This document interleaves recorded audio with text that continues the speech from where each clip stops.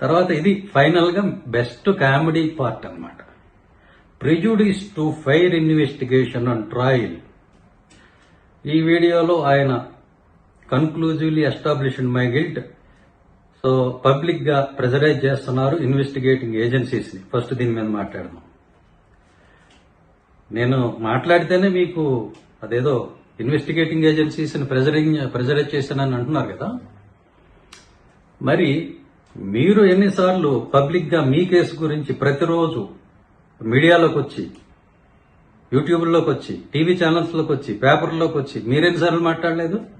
అప్పుడు గుర్తురాలేదా ఇదంతా?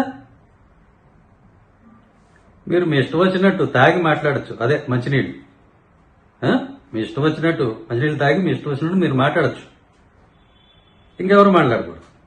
మరి అప్పుడు గుర్తురాలేదా ఇది? ఏది పబ్లిక్ గా మాట్లాడటం అనేది? సరే, దీని గురించి మాట్లాడదు. ఇన్వెస్టిగేటింగ్ ఏజెన్సీని ప్రెజరైజ్ చేయడం.